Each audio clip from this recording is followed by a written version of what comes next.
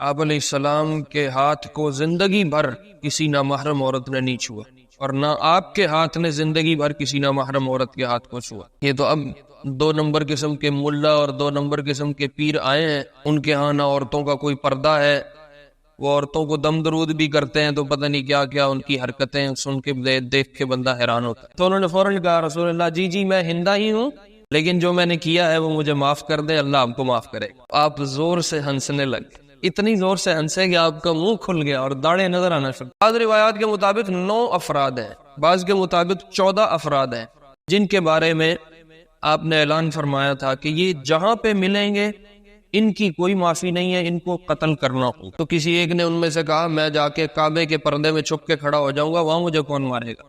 مطلب کعبے کے احترام میں میری گردن وہاں نہیں اترے گی۔ تو آپ نے فرمایا اگر کوئی کعبے کے پردے میں لپٹا ہوا بھی ان میں سے مل جائے تو اس کی گردن اڑا دے، اور اعتراف جرم کر چکا ہے، اور آپ 100% اس بات پہ قادر ہیں کہ سزا دو، تو کوئی رکاوٹ نہیں ہے۔ ہم میں سے کوئی ہوتا تو کیا کرتا؟ آپ علیہ السلام نے ارشاد فرمایا قد عفوت عنہ، غبار جا میں نے تجھے معاف کیا۔ صلی علیک اللہ صلواتا دائما فالعز والفوز لیس الا فیک۔ فتح مکہ کے دن آپ علیہ السلام نے پہلے دن جو خطبہ ارشاد فرمایا اور جو کام ہوئے اس کی تفصیل میں نے آپ کے سامنے عرض کی ہے پچھلے 1-2 جمعوں میں گزشتہ۔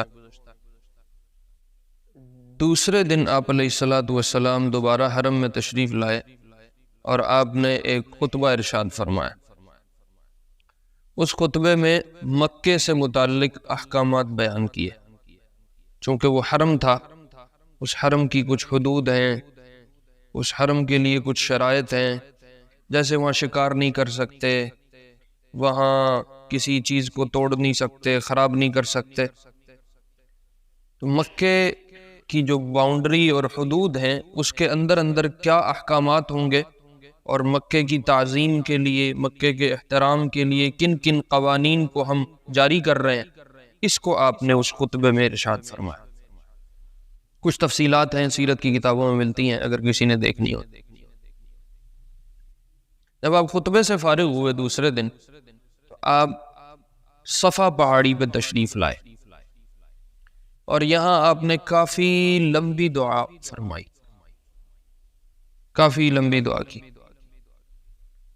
کافی دیر دعا کرتے رہے، اور آپ کی دعا کی جو کیفیت ہوتی تھی، جب آپ کبھی کبھی کیفیت میں اور والہانہ دعا مانگتے تھے تو عموماً مسنون تو یہی ہے کہ ہاتھوں کو اپنے کندھوں کے برابر اٹھا کے دعا مانگی جائے، لیکن کبھی کبھی آپ کیفیت میں آ کے اپنے ہاتھ اتنے بلند کر لیتے تھے کہ وہ سر سے بھی اوپر چلے جاتے۔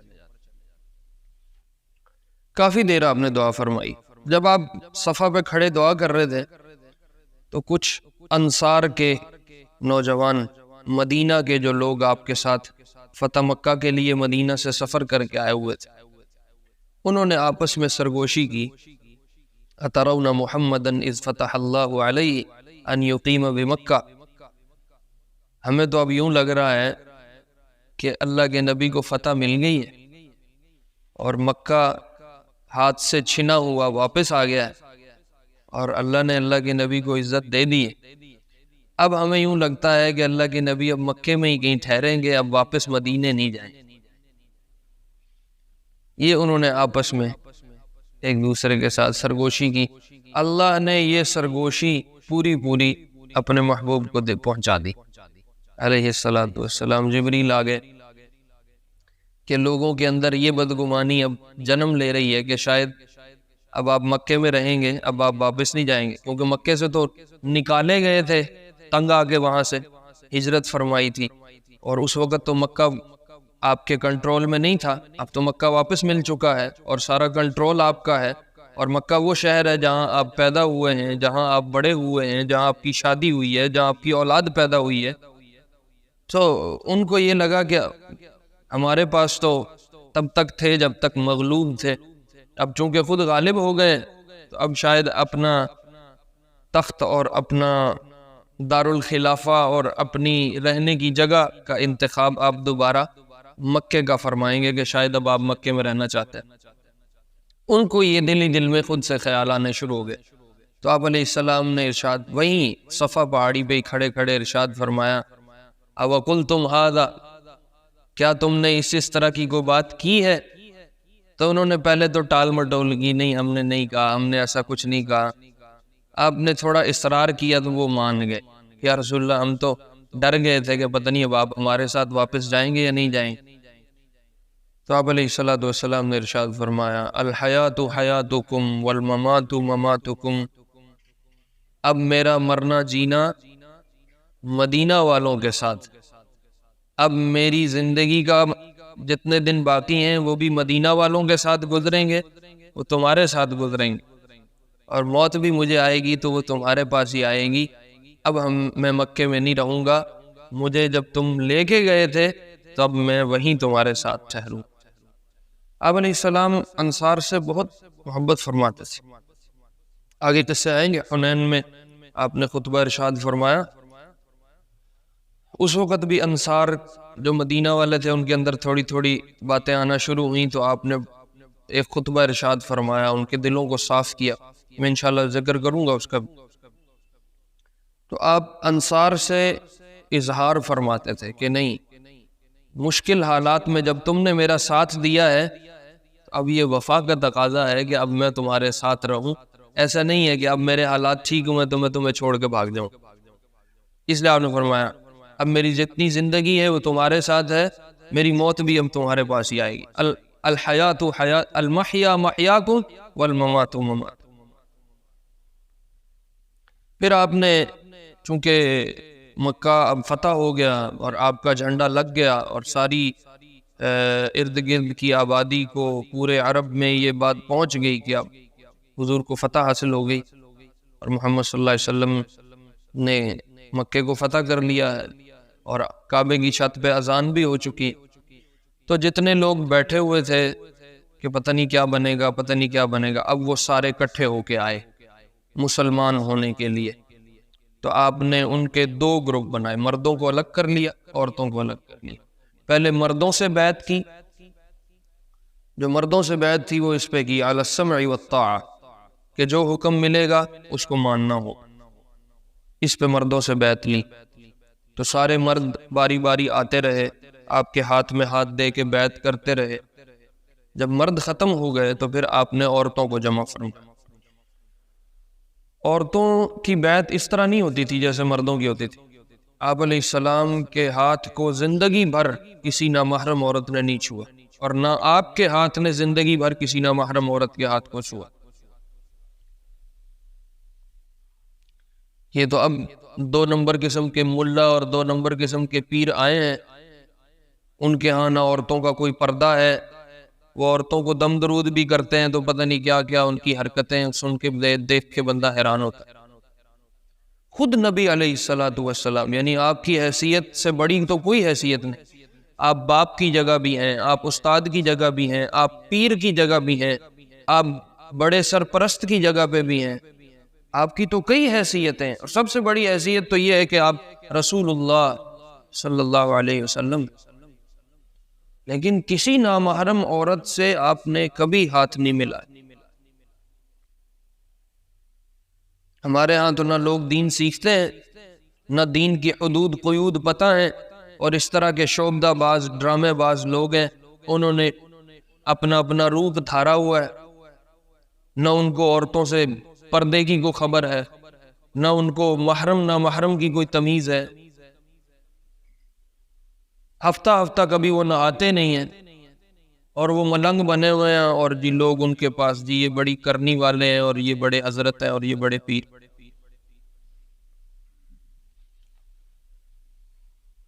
بس جب لوگ دین نہیں سیکھیں گے تو پھر اس طرح کے شعبدہ بازی چلائیں گے.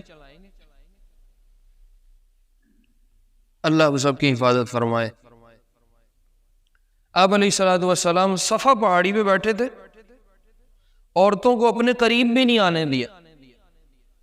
بیعت کرنی، عورتوں کو خود اونچائی پہ تھے، عورتوں کو نیچے بٹھایا تھوڑا ڈھلوان پہ، اور حضرت عمر رضی اللہ عنہ کو درمیان میں بٹھایا اور کہا عمر جو میں بات کروں گا وہ تو آگے ان تک پہنچائے، کہ میری آواز بھی ان کو نہ جائے علیہ الصلوۃ والسلام۔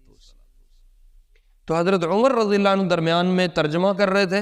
ترجمہ کیا؟ بات آگے پہنچا رہے تھے، آواز پہنچے۔ اس وقت تو یہ مائک اور سپیکر تو ہوتے نہیں تھے، اور بات فاصلہ زیادہ ہوگا کہ آپ کی آواز عورتوں کو نہیں پہنچتی ہوگی، تو آپ نے حضرت عمر کو درمیان میں بٹھایا، اور پھر حضرت آپ نے بیعت فرمائی۔ عورتوں سے بیعت دو طرح ہوئی ہے، احادیث میں جتنی جگہ پہ بھی ملے گی دو طرح بیعت ہوئی ہے۔ ایک تو یہ کہ آپ کپڑے کا ایک کونا پکڑ لیتے تھے اور اس کپڑے کا دوسرا کونا عورتوں کی طرف چھوڑ دیتے تھے، جس کو ہر عورت پکڑ کے بیعت کرتی تھی۔ اور دوسرا طریقہ یہ تھا کہ ایک برتن میں آپ اپنے ہاتھ کو ڈبوتے تھے پانی میں، اور جن جن چیزوں پہ بیعت لینی ہوتی تھی اس کو دہراتے تھے، پھر اپنا ہاتھ نکال لیتے تھے اور وہ برتن عورتوں کے پاس بھیج دیتے تھے۔ پھر ہر عورت اس برتن میں اپنے ہاتھ کو ڈبو کے انہی باتوں کو دہراتی تھی جن باتوں پہ بیعت کرنا مقصود ہوتا۔ بیعت جو ہوتی ہے یہ معاہدہ ہوتا ہے ایک طرح، کسی بڑے سے بیعت کرنے کا مطلب ہوتا ہے کہ اس کے ساتھ کچھ باتوں پہ معاہدہ کر لیں کہ میں یہ کام کروں گی اور میں یہ کام نہیں کروں زندگی بھر کے لیے، یہ بیعت ہوتی۔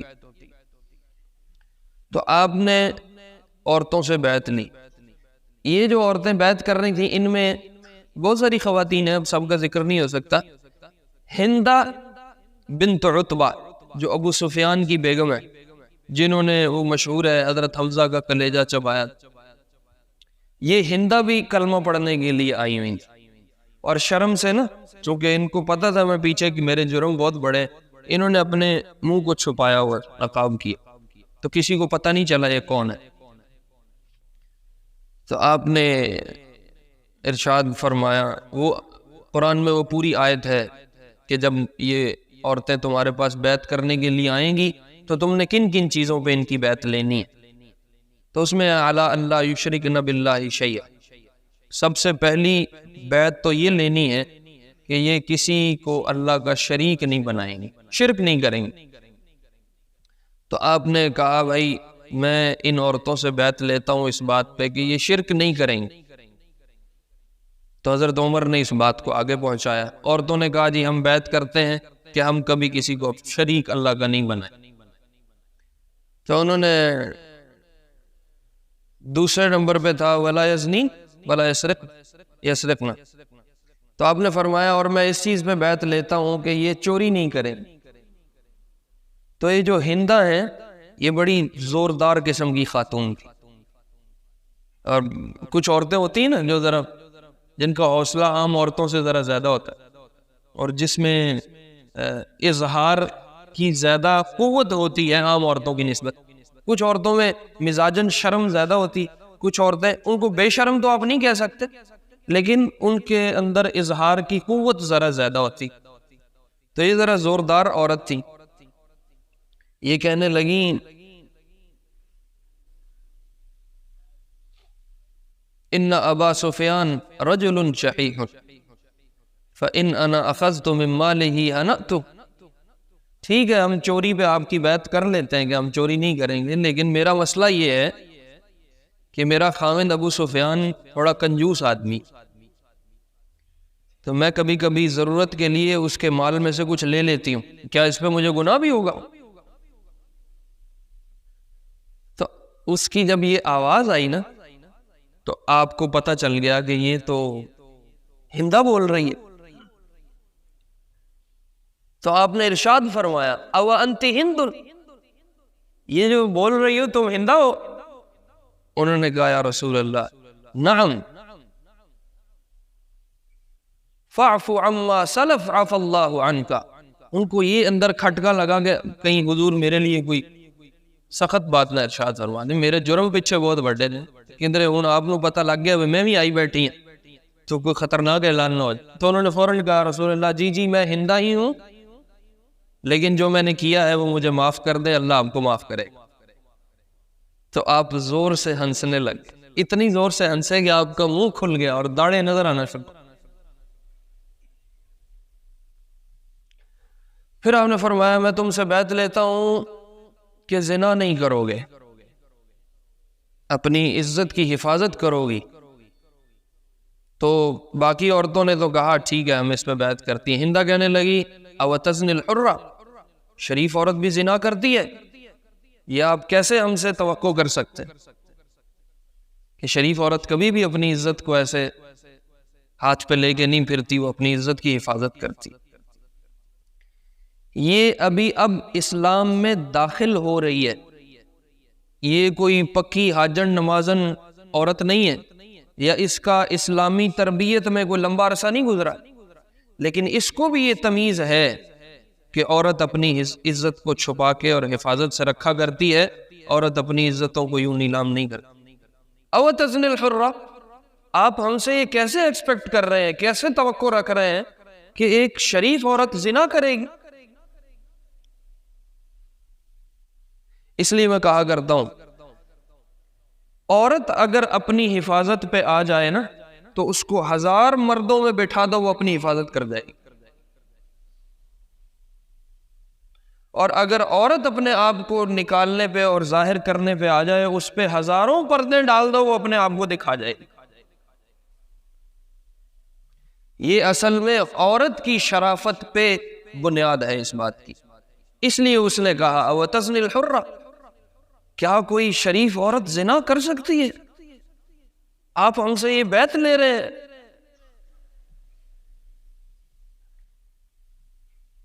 پھر انہوں نے کہا، آپ نے فرمایا میں تم سے بیعت لیتا ہوں کہ اپنے بچوں کو تم قتل نہیں کرو گی، کیونکہ عموماً جاہلیت کے زمانے میں یہ تھا کہ اگر بیٹی پیدا ہوئی تو اس کو مار دیتے تھے، زندہ دفن کر دیتے تھے. موجودہ دور میں پیٹ میں الٹرا ساؤنڈ ہو جاتا ہے، پتہ چل جاتا ہے لڑکا ہے لڑکی ہے، تو وہ وہیں دوائیاں شوائیاں دے کے کام ختم کروا دیتے. یہ ہماری اب جدید شکل آ گئی. اس زمانے میں بچی پیدا ہوتی تھی تو اس کو زندہ درگور کرتے تھے، اب وہ پیدا بھی نہیں ہونے دیتے، اس کو پہلے ہی سائڈ لگا دیتے. تو آپ نے فرمایا میں تم سے اس پہ بیعت لیتا ہوں کہ تم اپنی اولاد کو قتل نہیں کرو گے. اور اس زمانے میں یہ تھا کہ اگر باپ میں استطاعت اور طاقت ہے کہ وہ بچے کو پال لے گا، سنبھال لے گا، اس کے خرچے اٹھا لے گا، تو وہ اولاد کو باقی رکھتے تھے، ورنہ اپنے ہاتھوں ہی اپنی اولاد قتل کر دیتے. بھئی نہ یہ رہے گا نہ ہمیں اس کے خرچے اٹھانے پڑیں گے. اس کو قرآن میں اللہ نے کئی جگہوں پہ ارشاد فرمایا، لا تقتلوا اولادکم خشیۃ املاق، فقر اور تنگی کے ڈر سے اپنے بچوں کو قتل نہ کرو. اب یہ جو موجودہ دور میں آپ کو بتا رہا ہوں کہ اب پیٹ میں ہی بچوں کو مار دیتے ہیں، اس کے پیچھے بھی اصل وجہ یہی ہوتی ہے، بھئی یہ پیدا ہو گیا تو ہم اس کے خرچے کہاں اٹھائیں. جیسے زندوں کا قتل حرام ہے، ایسے پیٹ میں بچوں کا قتل بھی حرام ہے. یاد رکھو، جیسے اس قتل پہ قیامت میں پکڑ ہوگی، ایسے پیٹ میں کیے ہوئے قتل کی بھی قیامت میں پکڑ. اللہ نے ایک جان کو وجود دینا ہے، پیدا کرنا ہے، تم ہوتے کون ہو اللہ کے پیدا کرنے والی کسی جان کو آگے آگے ختم کر لیں؟ یہ جرم ہے. اس پہ انشاءاللہ کسی موقع پہ تفصیل سے پھر بات کریں گے، ابھی تو میں سیرت کے موضوع پہ چل رہا ہوں. تو ہندا کہنے لگیں ربیناہم صغارا وقتلتموہم کبارا، کہا ٹھیک ہے ہم بچوں کو قتل نہیں کریں گے، ہم اس پہ آپ کی بیعت کرتے ہیں، لیکن ہم نے تو پال پال کے بڑے کیے تھے، مارے تو تم نے. بدر میں، غزوہ بدر میں انہی ہندا کا ایک بیٹا حنظلہ بن ابی سفیان، وہ مسلمانوں کے ہاتھوں قتل ہوا تھا، کافروں کی طرف سے آیا تھا تو مسلمانوں نے اس کو قتل کیا تھا. تو حنظلہ نے اپنے اس بیٹے کی بات کو یہاں کوٹ کیا، کہا کہ ہم نے تو بچپن میں ان کو پال پال کے جوان کیا تھا، مارے تو تم نے، اب تم ہم سے بیعت لے رہے ہو کہ ہم نے بچے نہیں مارنے. یعنی یہ آپ سوچ سکتے ہو کسی بادشاہ کے آگے کوئی بندہ اتنی جرت سے بات کر سکے.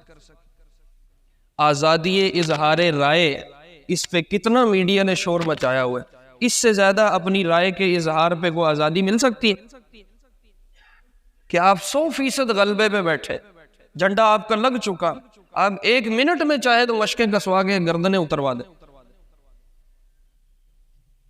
لیکن آپ کے حوصلے کو، آپ کے صبر کو بھی سلام ہے، اور ہندا بنت ابی سفیان کے حوصلے اور صبر کو بھی سلام، کہ اس نے اتنی جرأت سے آپ کو پوری آگے سے تو انہوں نے کہا لا یأتین ببہتان، میں اس پہ بیعت لیتا ہوں کہ عورتیں بہتان بازی نہیں کریں، الزام تراشی، عورتوں میں یہ صفت ذرا زیادہ ہوتی، چھوٹی چھوٹی بات سے باتیں پکڑ کے خود ہی نکال کے بدگمانیوں پہ آگے پوری بلڈنگ بنا لیتی. تو آپ نے فرمایا چونکہ قرآن میں یہ ساری چیزیں آ رہی تھی تو آپ اسی کے مطابق بیعت لیتے جا رہے تھے. تو انہوں نے کہا ان البہتان امر قبیح وما تأمرنا الا بالرشد ومکارم الاخلاق. بہتان تو بہت گندی چیز ہے. یہ ہندا کہہ رہی ہیں، اب اسلام میں داخل ہو رہی ہیں، اس سے پہلے کوئی تربیت نہیں ہوئی. کہا بہتان تو بہت گندی چیز ہے، آپ نے تو ہمیں جتنی باتیں بتائی ہیں وہ بڑی خوبصورت بات ہے، ہم کبھی بھی بہتان کی طرف نہیں آئے. تو اس کے بعد تھا وَلَا يَعْصِينَكَ فِي مَعْرُوفٍ، کہ ہم جتنی نیکیوں کا حکم دیں گے یہ عورتیں اس بات کی پابند ہیں کہ ان نیکیوں میں ہمارے حکم کو مانیں گی. تو انہوں نے کہا ہم بالکل مانیں گے، ہم اس مجلس میں بیٹھے ہی اس لیے ہیں کہ ہم نے اب آپ کی بات ماننی ہے، اگر ہم نے آپ کی بات نہ ماننی ہوتی تو ہم اس مجلس میں ہی نہ آتے.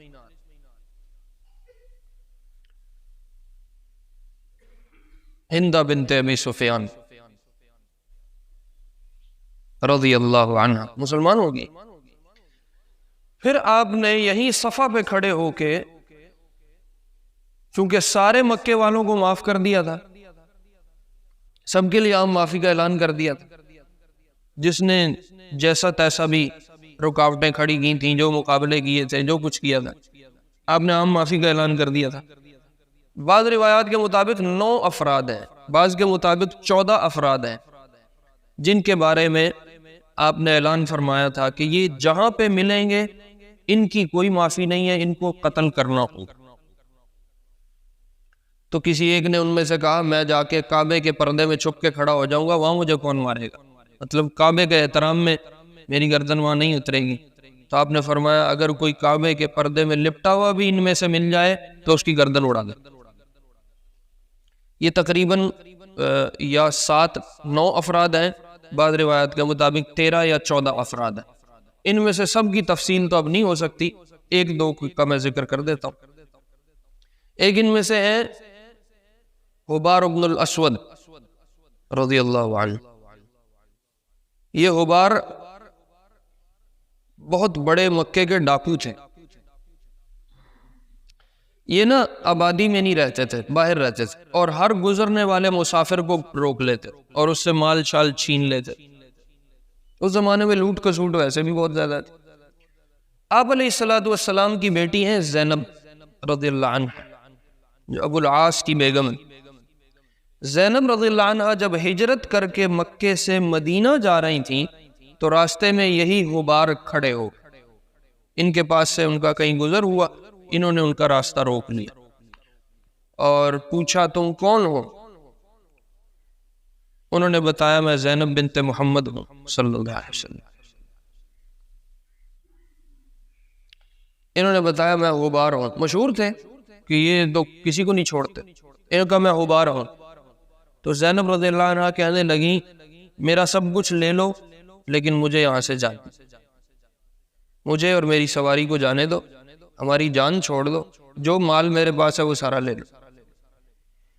حبار نے اس وقت یہ کہا میں تمہیں اس لیے ماروں گا کہ تم محمد کی بیٹی اور میں تمہاری جان لوں گا.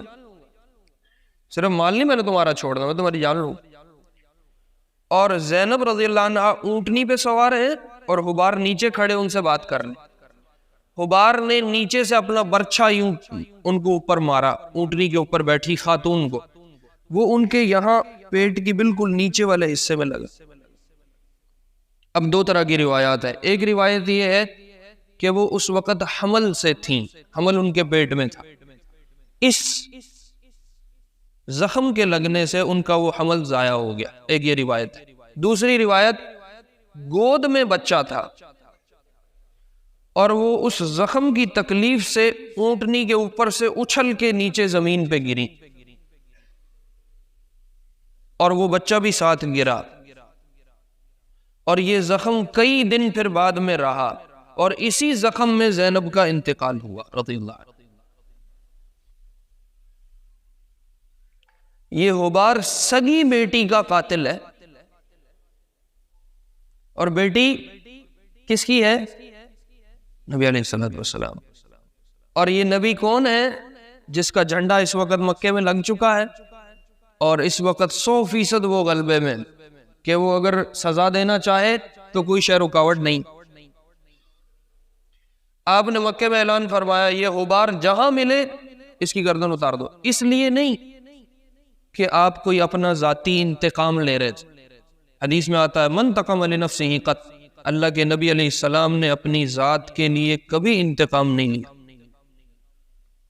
پھر یہ کیوں اعلان کیا تھا؟ یہ اس لیے کیا تھا کہ قرآن میں ارشاد ہے النفس بالنفس، کہ اگر قتل ہوگا تو بدلے میں قتل ہی ہوگا۔ یہ اللہ کی طرف سے حد بندی ہے، یہ اللہ کی حدود ہیں، اور اس میں کوئی کمی زیادتی کو بندہ اپنی طرف سے نہیں کر سکتا۔ اس لیے آپ نے ارشاد فرمایا چونکہ وہ قاتل ہے لہٰذا بدلے میں اب اس کو قتل کیا جائے۔ غبار وہاں سے بھاگ گئے، مکے سے نکل گئے، اور کافی مہینے یہ عرب کی حدود پہ چلیں گے، جہاں سے آگے عجم کا علاقہ شروع ہو جاتا اس طرف میں نکل گئے، اور وہاں روپوش رہے، چھپے رہے۔ پھر ان کے پاس کوئی بندہ جا رہا تھا، وہاں سفر کرتا کرتا عرب سے گیا، اس سے ملے، حالات لیے، تو پوچھا کیا بنا؟ انہوں نے بتایا کہ اللہ کے بندے تیرے قتل کے حکم تو ہو گئے تھے، لیکن وہ بڑے نرم دل آدمی ہے، تو جا کے معافی مانگ لے، تجھے معاف کر دیں گے۔ یہاں پردیس میں کہاں تو دھکے لیتا رہے گا، اور کب تک اس طرح چھپا بیٹھا رہے گا؟ انہوں نے اپنے منہ کو لپیٹا، اپنی سواری پہ سوار ہوئے، اور اب یہ بات مدینہ کی ہے، بعد میں مکے کی کہانی تو فتح مکہ پھر باقی اگلے جمعے پہ کر لیں۔ اب یہ غبار سفر کر کے مدینہ آئے، اور حضور مکے سے مدینہ جا چکے علیہ الصلوۃ والسلام۔ اب اپنی مجلس میں بیٹھے تو یہ یوں داخل ہوئے، اور چہرہ نقاب کیا ہوا، اور کسی کی پہچان میں نہیں رہے۔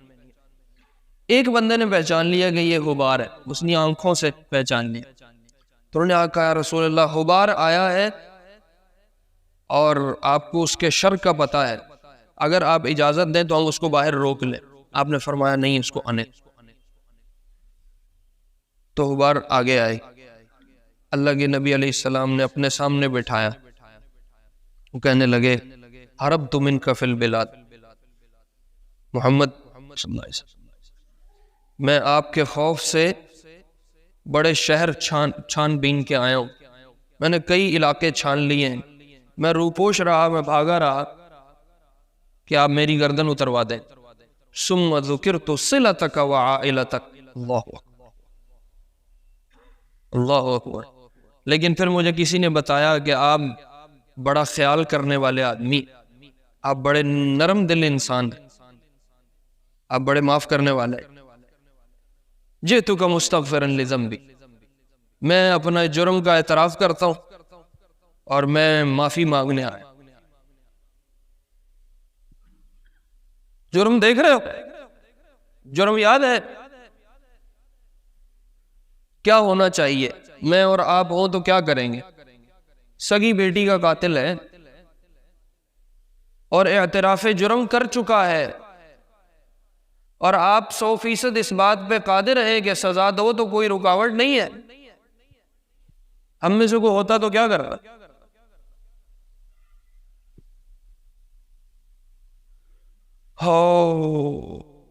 آپ علیہ السلام نے ارشاد فرمایا قد عفوت عنہ، غبار جا میں نے تجھے معاف کیا۔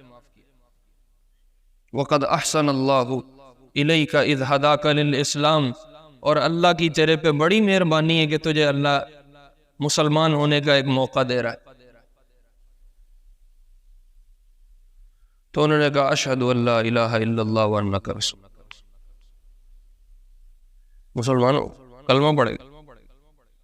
پھر انہوں نے فرمایا یا رسول اللہ میرے لیے دعا فرمائے، آپ نے تو مجھے معاف کر دیا، آپ کا رب بھی مجھے معاف کر دے۔ آپ فرماتے جاؤ جاؤ میں نے معاف کر دیا، بس یہ کافی ہے، اللہ سے معافی خود لو، میں نے نہیں لے کے دینی۔ کہہ سکتے تھے کہ نہیں؟ کہہ سکتے۔ یا آپ فرماتے تیرا مسلمان ہونا مجھے قبول ہی نہیں ہے، چل جا اٹھ جا، میں تجھے کہتا تو کچھ نہیں ہوں لیکن میں تیرا اسلام قبول نہیں کرتا۔ کہہ سکتے تھے کہ نہیں؟ ایک دفعہ کہہ دیتے تیرا اسلام قبول نہیں ہے، جہنم کا ٹھپا لگ سکتا تھا۔ آپ نے ان کا اسلام بھی قبول کیا، آپ نے ان کو اپنا صحابی بھی بنایا، اور آپ نے ہاتھ اٹھا کے دعا کی یا اللہ میں نے غبار کو معاف کر دیا ہے، آپ بھی اسے معاف فرما دیں۔ اور آپ نے غبار سے کہا الاسلام یجب ما کان قبلہ، غبار پریشان نہ ہو، اسلام آنے سے پچھلے سارے گناہ دھل جاتے۔ اتنا بڑا حوصلہ چاہیے، اتنا بڑا صبر چاہیے۔ یہ ایک زندگی ہے جو صرف نعتیں سنانے کے لیے نہیں ہے یا سیرت کے جلسے کرنے کے لیے نہیں، یہ سیکھ کے اس پہ عمل کرنے کے لیے۔ وقت پورا ہو گیا۔ اللہ رب العزت ہمیں کہے سنے پہ عمل کی توفیق دے، باقی فتح مکہ اگلے جمعے پہ کریں گے۔ آمین۔ صلى عليك الله صلواتا دائما، فالعز والفوز ليس إلا فيك